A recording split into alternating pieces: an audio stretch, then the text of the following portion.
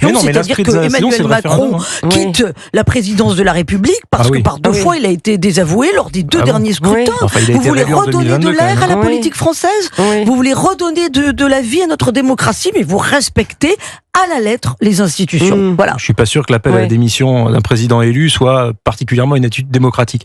Mais pour ce qui est du référendum, Véronique, je coupe jamais, vous coupez tout le temps. Alors, et sur le référendum, allez-y, exprimez-vous. Oui, je m'exprime, je suis censuré. Non, je plaisante.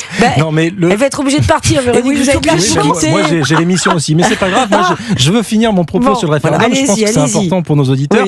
Le référendum est prévu par la Constitution, et la Constitution de 1958, telle qu'elle a été voulue par Debré et De Gaulle, sans faire une dissertation de droit constitutionnel, c'est l'idée selon laquelle il y a certes des représentants du peuple élus de la nation, qui sont donc les députés, les sénateurs, dans les exécutifs locaux, les conseillers régionaux, etc. Mais le président de la République peut appuyer sur un bouton qui s'appelle référendum, et il peut convoquer directement les Français sur un sujet. Et ça, moi, je trouve que c'est quelque chose qui est très important. Et du reste, le vrai attendu, c'est pas tant de consulter ou de ne pas consulter les Français, c'est que si on les consulte, on doit les écouter. C'est pour ça qu'on en revient à notre discussion de tout à l'heure sur le référendum sur la question européenne en 2005.